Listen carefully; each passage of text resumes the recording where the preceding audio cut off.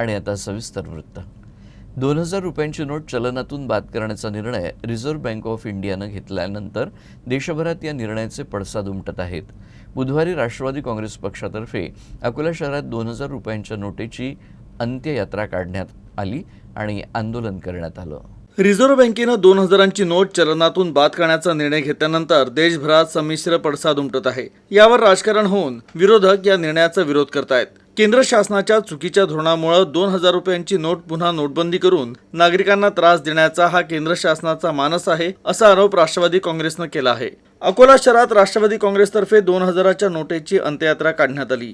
ही यात्रा अकोला शहरातील स्वराज्य भवनातून मदनलाल धिंगरा चौक, गांधी रोड, सिटी कोतवाली, तहसील चौक, जिल्हाधिकारी कार्यालय, अशोक वाटिका या मार्गाने मार्गक्रमण करत स्वराज्य भवनात या अंत्ययात्रेचा समारोप करण्यात आला.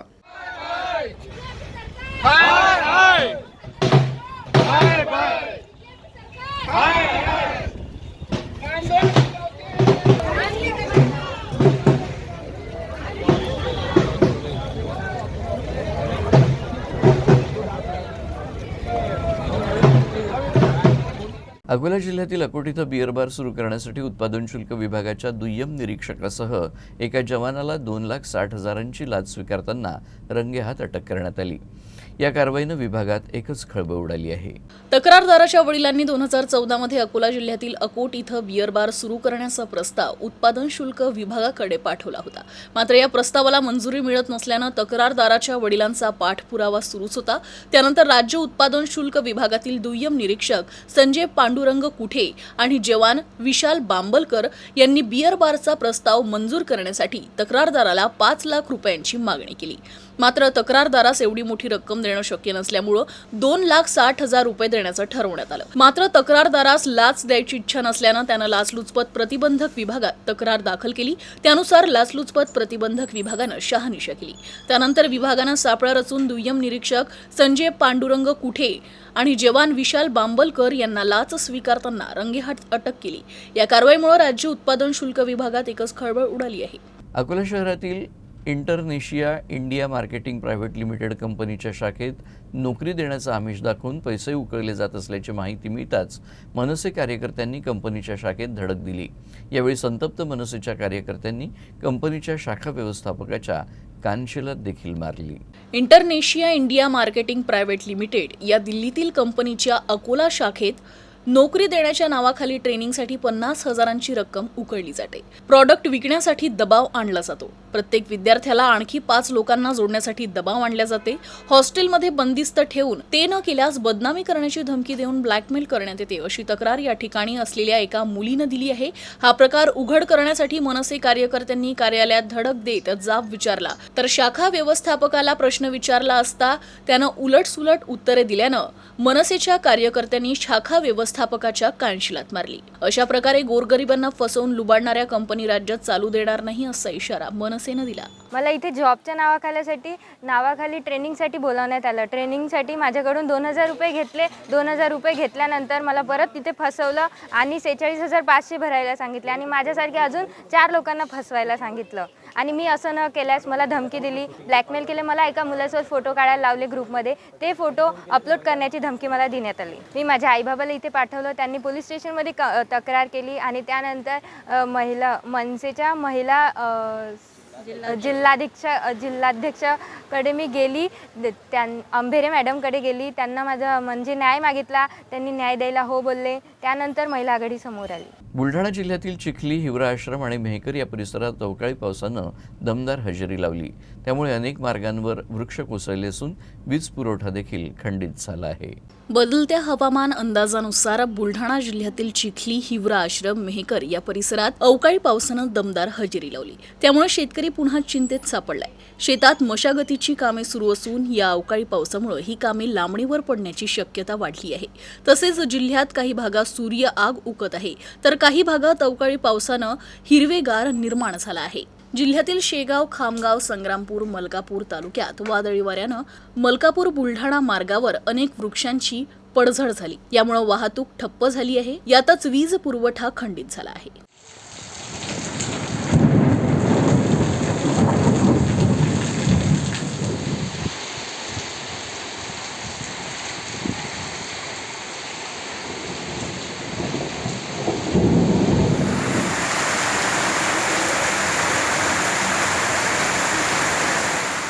अकोला शहरात विदर्भ राज्य आंदोलन समितीच्या कोर कमिटीची बैठक पार पडली। या बैठकीत वेगळ्या विदर्भाचा मुद्दा उपस्थित करत 1 जून रोजी शेगाव शहरात विदर्भ आक्रोश मेळाव्याचं आयोजन करण्यात येणार असल्याची माहिती देण्यात आली। विदर्भ राज्य आंदोलन समितीच्या कोर समितीची बैठक अकोला शहरातील शासकीय विश्रामगृह इथं पार पडली। वामनराव चटप म्हणाले की वेगळा विदर्भ देण्याची सरकारची इच्छा नाही, मात्र वेगळा विदर्भ झाल्यास स्वयंपूर्ण होऊ तेलंगणा छत्तीसगड हे उत्तम उदाहरण असल्याचा दावा त्यांनी केला। 6,60,000 कोटींच्या कर्जाखाली दबले आहे। अर्थसंकल्प 24,000 कोटींच्या तुटीचा आहे। अशा स्थितीत सिंचनासह इतर विकास कामे होणार नाही असा आरोप त्यांनी केला। कर्नाटक निवडणुकीनं भाजपचा दक्षिण दरवाजा बंद केला आहे। सत्ताधाऱ्यांची लोकप्रियताही घसरत आहे, त्यामुळे 2024च्या आधी विदर्भ राज्य द्यावे असा दावा चटप यांनी केला आहे। राज्य आंदोलन समितीने विदर्भ मिळो ओमदा या मिशन अंतर्गत विदर्भाचं स्वतंत्र राज्य 31 डिसेंबर 2023 पूर्वी मिळवण्याचा संकल्प सोडलाय। करू किंवा मरू, जिंकू किंवा मरू किंवा जेलमध्ये सडू अशा तऱ्हेची भूमिका जाहीर केली आहे। आणि म्हणून पश्चिम विदर्भामध्ये या सगळ्या बनव्याचं लोन पोहोचवण्याच्या दृष्टीने, शेगावरून दरकाळी फोडण्याच्या दृष्टीने आम्ही गजाननाला साखळ घालून विदर्भ आक्रोश मेळावा शेगावला 1 जूनला जाहीर केला। आम्ही सगळ्या नेत्यांना विनंती करतो, विदर्भवाद्यांना विनंती करतो, जनतेला त्यांनी त्या मेळाव्याला यावं। याचं कारण असं आहे की रामदास स्वामींनी म्हटलं होतं दासबोधात की अन्न नाही, वस्त्र नाही, सौख्य नाही, जनामध्ये आश्रय पाहता नाही, कबूल करूनही विदर्भाचं राज्य न देणाऱ्या करंट्या दिल्ली सरकारला, केंद्र सरकारला, मोदी सरकारला बुद्धी दे रघु नायका अशी घोषणा करतोय आम्ही। आणि विदर्भाचा आक्रोश करताना आम्ही तिथे ऐलान करतो की शुरू हुई है जंग हमारी, लढेंगे जीतेंगे, कटेंगे मगर हटेंगे नहीं, लाठी खाऊ गोई खाऊ विदर्भ राज्य मिळवून राहू, इंसाफ की डगर पे बच्चों दिखाओ चल के, होने वाला राज है तुम्हारा, नेता तुम्ही उकल के, अशा तऱ्हेचा आक्रोश आम्ही त्या दिवशी 1 जूनला करणार। अकोला जिल्ह्यातील तेल्हारा कृषी उत्पन्न बाजार समितीच्या सभापती आणि उपसभापती पदाची निवडणूक पार पडली आहे। यात शेतकरी सहकार वंचित महाविकास आघाडीतर्फे वंचितचे सुनील इंगळे यांची सभापतीपदी तर शेतकरी गटाचे प्रदीप ढोले यांची उपसभापतीपदी निवडणूक करण्यात आली।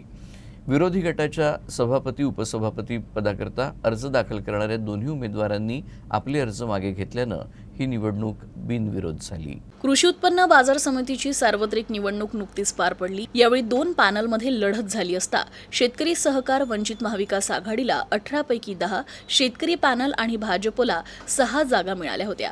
अडते आणि व्यापारी मतदारसंघातून निवड झालेले संचालक यांची भूमिका शेवटपर्यंत गुलदस्त्यात होती। संचालक पदाच्या सार्वत्रिक निवडणुकीच्या वेळी शेतकरी सहकार आणि वंचितमध्ये युतीवेळी जे ठरले होते त्याचप्रमाणे झाले। यामध्ये वंचितला सुरुवातीचे 1 वर्ष, शेवटचे 1 वर्ष सभापती पद देण्याचं ठरलं असल्यानं वंचितकडून सुनील इंगळे यांची वर्णी लागली, तर सहकार गटाकडून प्राध्यापक प्रदीप ढोले यांची उपसभापती वर्णी लागली आहे। त्याच्यावरून संबंध कार्यकर्त्यांनी जे सहकार्य केलं या सगळ्या टीमवर्कमुळे आमचा हा विजय आहे। आणि ज्या सगळ्या कार्यकर्त्यांनी महाविकास आघाडी, शेतकरी सहकार या सगळ्या कार्यकर्त्यांचे मी मनपूर्वक आभार मानतो। धन्यवाद। पिकाच्या कर्जासाठी शेतकऱ्यांकडून सिबिल स्कोअरची मागणी बँकेकडून होत असल्यानं शेतकरी चिंताग्रस्त झाले आहेत। त्यामुळे अकोला शहरात शेतकरी जागर मंचातर्फे 25 मे रोजी भव्य मोर्चा काढण्यात येणार असल्याची माहिती एका पत्रकार परिषदेत देण्यात आली। पीक कर्जासाठी शेतकऱ्यांकडून सिबिल स्कोअरची मागणी करू नये असे रिझर्व्ह बँक ऑफ इंडियाचे स्पष्ट आदेश असतानाही पीक कर्जासाठी सिबिल स्कोअरची मागणी करून शेतकऱ्यांची अडवणूक करण्यात येत असेल तर अशा संबंधित बँकांवर गुन्हे दाखल करण्याचे निर्देश राज्याचे उपमुख्यमंत्री तथा अकोला जिल्ह्याचे पालकमंत्री देवेंद्र फडणवीस यांनी खरीप आढावा बैठकीत अकोला जिल्हा प्रशासनाला दिले होते। मात्र प्रशासनानं हे आदेश गांभीर्यानं घेतले नाही, त्यामुळे शेतकऱ्यांच्या गळ्याभोवती सिबिलचा फास कायमच आहे। या विरोधात आता शेतकरी जागर मंच बार्शी टाकळी इथं 25 मे रोजी मोर्चा काढण्यात येणार असल्याची माहिती जागर मंचच्या वतीनं पत्रकार परिषदेत देण्यात आली। स्थानिक विश्रामगृह इथं आयोजित पत्रकार परिषदेत जागर मंचाचे प्रशांत गावंडे, जिल्हा परिषद सदस्य सम्राट डोंगरदिवे यांच्यासह सिबिलमुळे पीक कर्ज नाकारलेले शेतकरी उपस्थित होते। या हंगामामध्ये शेतकऱ्यांना पीक कर्ज नाकारण्याचं काम बँकांनी केलेलं आहे आणि अनेक बँकांमध्ये शेतकरी जात असताना त्यांना सिबिलच्या स्कोअरवरून पीक कर्ज नाकारण्यात येत आहे। दुसरीकडे उपमुख्यमंत्र्यांनी सांगितलेलं आहे की कुठलीही बँक जर पीक कर्ज सिबिलच्या स्कोअरमुळे नाकारत असेल तर त्यांच्यावर फौजदारी गुन्हे दाखल करू असं उपमुख्यमंत्री एकीकडे म्हणत आहेत, परंतु दुसरीकडे शेतकऱ्यांना मात्र बँका पीक कर्ज देत नाहीत आहे। देत नाहीत, हे वास्तव आहे. म्हणून शेतकरी जागर मंचच्या वतीनं आमची ही मुख्य मागणी आहे की शेतकऱ्यांना विनाअट पीक कर्ज देण्यात यावं. त्याकरिता 25 तारखेला बार्शी टाकळी तहसीलवर आमचा मोर्चा आहे. 1 महिना झाले फिरून राहिलो कर्ज काढायसाठी, पण एका महिन्याच्या आधीपासून त्यानं मला कर्ज दिलं नाही. नंतर कागदपत्र तयार झाले, आता पैसे खात्यात टाका. त्यावेळेस तायडे मॅडम म्हणतात की बाबा तुमच्या सिबिल खराब असल्यामुळे मी तुम्हाला कर्ज देऊ शकत नाही. त्याला म्हटलं बा तुम्ही एका महिन्याच्या आधी जर आमचं सिबिल जर तपासलं असतं तर आम्हाला इतका खर्च आला नसता. भाडाभरून कागदपत्र जमा करायला लावले, तुम्ही चक्र मारायला लावल्या, आम्हाला यासाठी बसून ठेवलं. रोज सकाळी बोलवून या देतो कर्ज, या देतो कर्ज, असं का केलं बा तुम्ही? त्याही मी ते म्हणून तुमचं सिबिल खराब आहे. त्याच्यानंतर मग मी अग्रणी बँक आहे त्याच्या इकडे अर्ज केला, एक कलेक्टर साहेब मॅडमच्या इकडे अर्ज केला, पण त्याचा काही उल्लेख अजून मला मिळाला नाही. तर माझं म्हणणं आहे की बा मला जर कर्ज जर भेटलं तर माझी शेती पेरल्या जाईल, जर कर्जच नाही भेटलं तर मग शेती काय कोणी ठेवायची, म्हणजे तशी राहील. अशी आग्रहाची विनंती माझी एकच आहे, बँकेने कर्ज देण्यात यावं. विश्रांतीनंतर बातमीपत्राच्या या भागात आपलं पुन्हा एकदा स्वागत. महाराष्ट्र राज्य माध्यमिक आणि उच्च माध्यमिक शिक्षण मंडळातर्फे घेण्यात आलेल्या 12वी परीक्षेचा निकाल गुरुवारी दुपारी जाहीर होणार आहे. विद्यार्थ्यांना गुरुवारी दुपारी 2 वाजता बोर्डाच्या अधिकृत वेबसाईटवर हा निकाल पाहता येणार आहे. राज्य मंडळाच्या 12वीच्या परीक्षेला बसलेल्या विद्यार्थ्यांसाठी मोठी बातमी आहे. गुरुवारी 12वीचा निकाल जाहीर होणार आहे. राज्यातील सर्व विभागांचे 10वी आणि 12वी बोर्डाचे निकाल येत्या काही दिवसात जाहीर होणार असल्याची चर्चा होती. त्यानंतर बुधवारी बोर्डाकडून अधिकृत घोषणा करण्यात आली. विद्यार्थ्यांना गुरुवारी दुपारी 2 वाजता बोर्डाच्या अधिकृत वेबसाईटवर 12वीचा निकाल ऑनलाईन पाहता येणार आहे. निकाल लागल्यानंतरही अनेक विद्यार्थ्यांना त्यांच्या निकालाबाबत आक्षेप असू शकतात. निकालाबाबत आक्षेप असलेल्या ज्या विद्यार्थ्यांना पुनर्मूल्यांकन आणि गुणपडताळणीसाठी अर्ज करायचा आहे, यासाठी संबंधित विभागीय मंडळ किंवा कनिष्ठ महाविद्यालयाच्या माध्यमातून विद्यार्थ्यांना मंडळाच्या अधिकृत संकेतस्थळावर ऑनलाईन अर्ज करण्याची सुविधा उपलब्ध करून देण्यात आली आहे. त्यासाठी आवश्यक अटी आणि शर्ती तसंच सूचना वेबसाईटवर दिल्या आहेत. पडताळणीची अंतिम मुदत शुक्रवार 26 मे ते सोमवार 5 जूनपर्यंत आहे. या कालावधीत विद्यार्थी ऑनलाईन अर्ज करू शकतात. याशिवाय आवश्यक शुल्क फक्त ऑनलाईन भरावं लागणार आहे. यवतमाळ जिल्ह्यातील सलोड मार्गावरील वडकी गावाजवळ एका अज्ञात वाहनानं दुचाकीला जबर धडक दिली. या अपघातात दुचाकीस्वार दोघांचा घटनास्थळीच मृत्यू झाला. फकीरचंद बुरबादे वय वर्ष 55 आणि दत्तूजी ननकटे वय वर्ष 42 अशी मृतांची नावं आहे.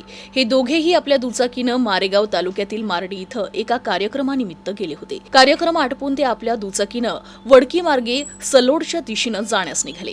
मात्र वडकी गावाजवळ एका अज्ञात वाहनानं त्यांच्या दुचाकीला जबर धडक दिली. ही धडक इतकी भीषण होती की या दुचाकीस्वार फकीरचंद आणि दत्तूजी यांचा घटनास्थळीच मृत्यू झाला. या अपघाताबाबत तात्काळ पोलिसांना सूचना देण्यात आली. पोलिसांनी घटनास्थळी दाखल होत पंचनामा करत मृतदेह शवविच्छेदनासाठी पाठवले. पोलिसांनी अज्ञात वाहन चालकाविरुद्ध गुन्हा दाखल केला असून पुढील तपास पोलीस करत आहेत. नागपूर जिल्ह्यातील खापरखेडा येथील वेस्टर्न कोलफिल्ड्स लिमिटेडच्या सिलेवाडा कोळसे खाणीत अचानक स्फोट झाला. यात 11 कर्मचारी जखमी झालेत. जखमींवर रुग्णालयात उपचार सुरू आहेत. कोळसा संपलेल्या खाणीतील पोकळी न भरल्यानं पोकळीतील वायू हवेतील ऑक्सिजनच्या संपर्कात येताच हा स्फोट झाल्याची माहिती समोर आली आहे. सिल्लेवाडा कोळसा खाणीतील सिम 2च्या सेक्शन 6 मध्ये कोळसा काढण्याचं काम सुरू होतं. मात्र अचानक एअर स्टोनिंग ब्लास्ट झाल्यानं आग लागली. या आगीत 11 कर्मचारी जखमी झाले. सेक्शन इन्चार्ज अनिल बोबडे, अनिल बडोले, अनिल सिंग, मनोज गुप्ता, कुलदीप उईके, विलास मुळे, किशोर घेर, योगेश सहारे, महिपाल रामटेके, राजू गजबिये, रामचंद पाल अशी जखमी कर्मचाऱ्यांची नावं आहे. स्फोट झाल्याची माहिती मिळताच वेकोली प्रशासनानं मदत कार्य सुरू केलं. सुरक्षा रक्षकांनी जखमी कर्मचाऱ्यांना खाणीतून बाहेर काढत त्यांना वेकोलीच्या वलनी येथील रुग्णालयात दाखल केलं. मात्र 6 जण गंभीर जखमी असल्यानं त्यांना नागपुरात हलवण्यात आलं. खाणीतील कोळसा संपल्यानंतर ती जागा रेती भरून अथवा भिंत बांधून पूर्णपणे बंद करणं आवश्यक असतं, कारण त्या पोकळीत वायू साचून असतो आणि हा वायू फॉस्फरस असल्यानं तो हवेतील ऑक्सिजनच्या संपर्कात येताच पेट घेतो. ज्या सेक्शनमध्ये ही घटना घडली त्या सेक्शनमधील कोळसा महिन्याभरापूर्वीच संपला होता. मात्र वेकोलीनं ते सेक्शन पूर्णपणे बंद केले नव्हते. त्या पोकळीतील वायू हवेतील ऑक्सिजनच्या संपर्कात येताच भडका उडाला. विशेष म्हणजे अशा प्रकारची ही तिसरी घटना आहे. त्यामुळे वेकोलीच्या कार्यप्रणालीवर प्रश्नचिन्ह उपस्थित होत आहे. काँग्रेसमधून निलंबित असलेल्या आशिष देशमुख यांची अखेर काँग्रेसनं पक्षातून हकालपट्टी केली आहे. देशमुख यांनी राहुल गांधी आणि नाना पटोले यांच्या विरोधात वक्तव्य केली होती. त्यानंतर काँग्रेसच्या शिस्तपालन समितीनं त्यांची पक्षातून हकालपट्टी करण्याचा निर्णय घेतला. काँग्रेस नेते आशिष देशमुख यांची काँग्रेस पक्षातून हकालपट्टी करण्यात आली आहे.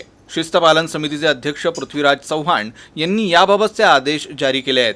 आशिष देशमुख यांनी काँग्रेस नेते राहुल गांधी आणि काँग्रेस प्रदेशाध्यक्ष नाना पटोले यांच्या विरोधात वक्तव्य केली होती. समितीनं देशमुख यांना पक्षविरोधी वर्तनासाठी दोषी ठरवलंय आणि त्यांना भारतीय राष्ट्रीय काँग्रेस पक्षाच्या प्राथमिक सदस्यत्वातून 6 वर्षांच्या कालावधीसाठी निष्कासित करण्याचा निर्णय घेतला आहे.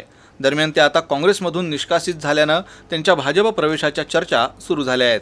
भविष्यात दोन्ही शिवसेना एकत्र येऊन महाविकास आघाडीत फूट पडेल असा मोठा दावा काँग्रेसमधून निलंबित झालेले नेते आशिष देशमुख यांनी केला आहे. शिंदे गटाच्या आमदारांवर सध्या निलंबनाची टांगती तलवार आहे आणि हे टाळण्यासाठी आगामी काळात उद्धव ठाकरे आणि एकनाथ शिंदे एकत्र येतील असंही देशमुख म्हणाले.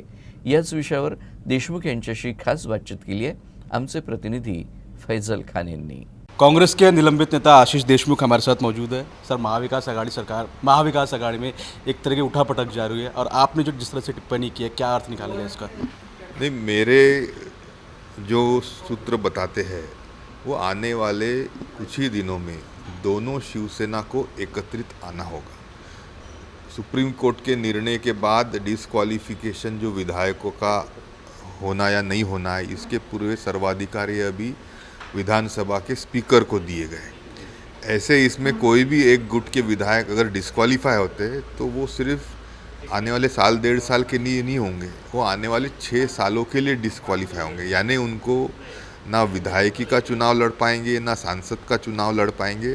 तो राजनीति से संपूर्णतः उनका 6 साल के लिए कोई भी सरोकार नहीं रहेगा. यह होना कोई भी राजनीति में रहने वाले व्यक्ति को गंवारा नहीं होगा, ना कि उनके नेताओं को होगा, ना कि उनके पार्टी को होना. इसमें से रास्ता अगर कोई निकलता है तो वो उद्धव ठाकरे जी की शिवसेना हो या एकनाथ शिंदे जी की शिवसेना हो, उनको पुनः एक बार एकत्रित आना पड़ेगा. और वो अगर एकत्रित आते हैं तो निश्चित तौर पे बीजेपी के साथ ही जाएंगे. ऐसे में महाविकास आघाड़ी ये टूटी हुई आपको दिखेगी. और टूटी हुई महाविकास आघाड़ी, इसमें जो 2 पक्ष बचेंगे वो रहेंगे कांग्रेस और राष्ट्रवादी. तो इसलिए आज के डेट में जो चर्चाएं चल रही है कि इनको ये जगह उनको वो जगह, उसमें कुछ निश्चित तौर पे मतलब नहीं है, यही मैं कहूँगा. महाविकास आघाड़ी जिस तरह से अजित पवार जी की भी चर्चा थी कि वो भाजपा में प्रवेश होंगे, क्या इस दौरान आपके सूत्र बता रहे हैं कि कुछ नेता जो है कांग्रेस और महाविकास आघाड़ी या एनसीपी के भाजपा का रुख कर सकते हैं? नहीं, ऐसा मैं नहीं कह रहा. मैं तो यही कह रहा हूँ कि महाविकास आघाड़ी का जो प्रमुख घटक दल है, यानी शिवसेना उद्धव बाळासाहेब ठाकरे, वो पूरा का पूरा घटक दल ये एकनाथ शिंदे जी के साथ जाके मिलेगा और एक पहले जैसी शिवसेना रहेगी जिसका अलायंस बीजेपी के साथ रहेगा. और महाविकास आघाड़ी इसके वजह से टूटी हुई आप जल्द ही पाएंगे. सर, एक आपका भविष्य को भी लेके है, जिस तरह से देवेंद्र फडणवीस और बावनकुळे आपके घर भी आए थे, तो ऐसा लग रहा है कि आप भाजपा ज्वाइन कर सकते हैं? देखिए, मुंबई से उड़ीसा में नेचुरल गैस की पाइपलाइन जारी है और हमारे पूरे ही मध्य भारत में कोई भी ऐसा एकत्रित फर्टिलाइज़र कॉम्प्लेक्स नहीं है जिसके तहत किसानों को सस्ते में फर्टिलाइज़र दिया जा सके. या ये इंटीग्रेटेड फर्टिलाइज़र कॉम्प्लेक्स विदर्भ में आए, नागपुर के आसपास आए, ऐसी विनती मैंने फडणवीस जी से निश्चित तौर पे की है. उनके द्वारा सहकारिता मंत्री अमित शाह जी से की है कि विदर्भ में औद्योगिकरण हो, विदर्भ के इस फर्टिलाइज़र कॉम्प्लेक्स के माध्यम से किसानों को सस्ते दामों में खत उपलब्ध कराया जा सकता है और साथ ही में हजारों युवाओं को, युवतियों को रोजगार इस इंटीग्रेटेड फर्टिलाइज़र कॉम्प्लेक्स के माध्यम से मिल सकता है. तो आपने यह प्रकल्प हमारे इस क्षेत्र में लाने की पहल करनी चाहिए, जो करने के लिए वो पूरी तरीके से राजी हुए. और साथ ही में विदर्भ के विभिन्न विषयों पे हमारी चर्चा हुई और निश्चित तौर पे हमारे यहाँ का नाश्ते का आनंद उन्होंने ज़रूर उस दिन लिया. नागपूर से वीडियो जर्नलिस्ट मिथुन आदमनी के साथ मैं फैजल खान, यूसे न्यूज़ के लिए. नागपूर जिल्ह्यातील कामठी तालुक्यात बसवण्यात आलेले बहुतांश CCTV कॅमेरे बंद अवस्थेत आहेत. मात्र याकडे पोलीस विभागाचं दुर्लक्ष झालेलं आहे. नागपूर जिल्ह्यातील कामठी शहर हे संवेदनशील शहरांपैकी एक आहे.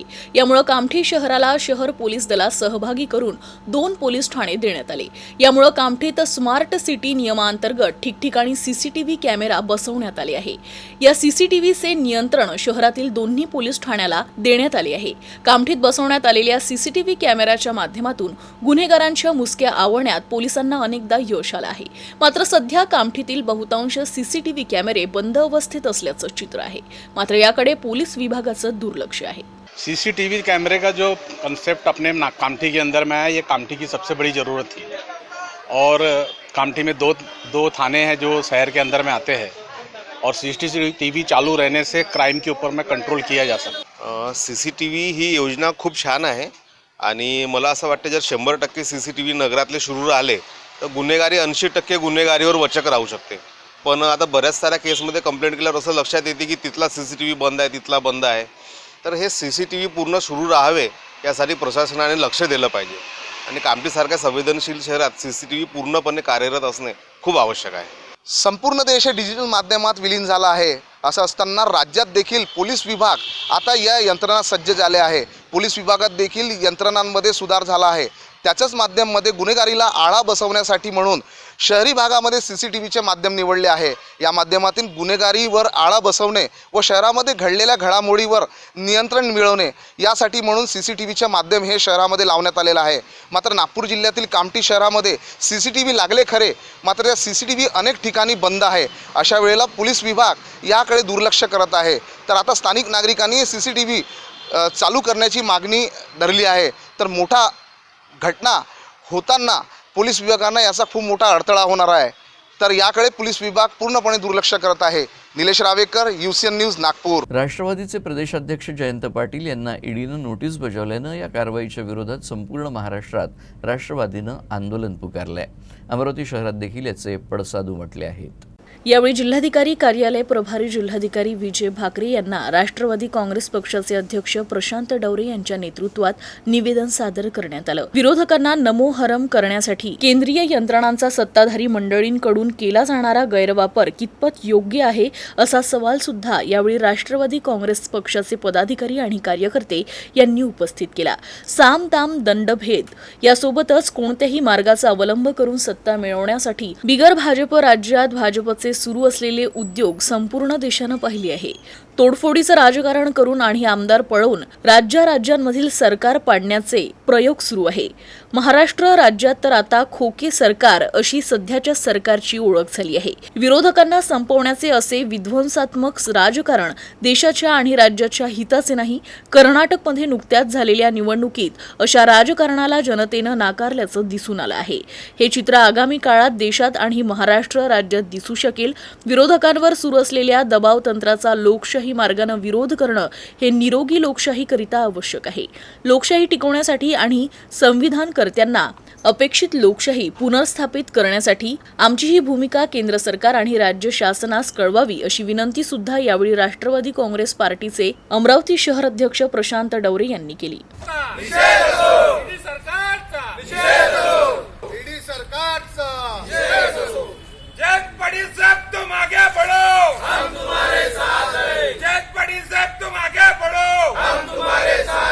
काल जयंत पाटील साहेब राष्ट्रवादी काँग्रेस पक्षाचे प्रदेशाध्यक्ष यांना ईडीने बोलवून जवळजवळ 9.5 तास चौकशी केली। या निषेधार्थ आज अमरावती शहर जिल्हा राष्ट्रवादी काँग्रेस पक्षाच्या वतीनं जिल्हाधिकाऱ्यांमार्फत एक निवेदन आम्ही आज सादर केलेलं आहे राज्य शासनाला, केंद्र सरकारला, की आपण जी दडपशाही चालवली आहे, विरोधी पक्षाचा आवाज दाबण्याची, हे निषेधार्थ बाब आहे। कारण की घटनेने विरोधी पक्षाला बोलण्याचा जो अधिकार दिला आहे, जिथे जिथे सरकार चुकते त्याचं चूक त्यांना निदर्शनास आणून दुरुस्त करण्याची संधी देण्यासाठी लोकशाहीला अपेक्षित आहे। परंतु मोदी सरकार आलं तेव्हापासनं या सरकारने सरकारी यंत्रणांचा गैरवापर करण्याचा सपाटा लावलेला आहे। जर अशाच पद्धतीनं चाललं राहील तर हे सरकार येणाऱ्या काळात लोकशाहीचं सरकार जे म्हणतो आपण ते नाही आहे असं मानून 2024 मध्ये मोदी सरकार संपुष्टात आल्याशिवाय राहणार नाही आणि प्रगल्भ लोकशाही तर रुजू होईल अशी आशा आहे। बुलढाणा जिल्ह्यातील शेतीला हवामान बदलाचा चांगलाच फटका बसलाय। शेतकऱ्यांच्या पिकाला योग्य हमीभाव मिळत नसल्यानं शेतकरी अडचणीत सापडलाय। यातच टमाटर उत्पादक शेतकऱ्यांना देखील याचा फटका बसलाय। त्यामुळे तृतीयपंथी दिशा पिंकी शेख आणि शेतकरी नेते रविकांत तुपकर यांनी नुकसानग्रस्त शेती पिकांची पाहणी केली.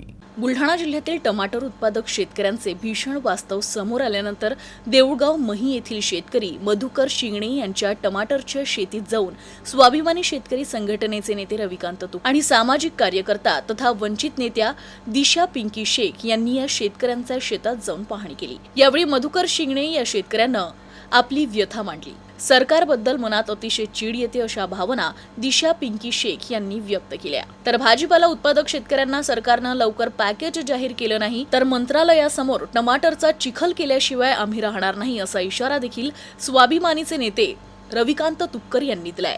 म्हणजे प्रचंड राग आलेला आहे मनामध्ये आणि महाराष्ट्रभर शेतकऱ्यांचे हेच हाल करायचे का असं ठरवले वाटतं यांनी. या मालाला खरं तर काही नाव ठेवायला जागा नाही. एक्सपोर्ट करण्यासारखा माल आहे जो पडतोय आणि या मालाला हमीभाव द्यायचं सोडून यांची येऊन पाहणी करायचं सोडून कोणीही यांच्याकडे लक्ष देत नाही. या म्हणजे राज्यातलं सत्ताधारी तर त्यांची सत्ता टिकवण्यामध्येच मशगूल आहेत, पण विरोधी पक्ष सुद्धा या प्रश्नांकडे लक्ष देत नाही आहेत. तेही त्या स्पर्धेमध्ये हे झालेत आणि या शेतकऱ्यांच्या कष्टाची माती होताना इथं पाहून मला खरंच खूप त्रास होतोय आणि मला असं वाटते की याचा जाब नक्की विचारला पाहिजे. आणि वंचित बहुजन आघाडी उपाध्यक्ष या नात्याने मी सांगते की येत्या काळामध्ये आम्ही ठामपणे विरोधी पक्षाची भूमिका बजावून यांना भूमिका घ्यायला भाग पडू. आणि याबरोबरच हे बातमीपत्र संपलं. पुन्हा भेटूया पुढच्या बातमीपत्रात. तोपर्यंत नमस्कार.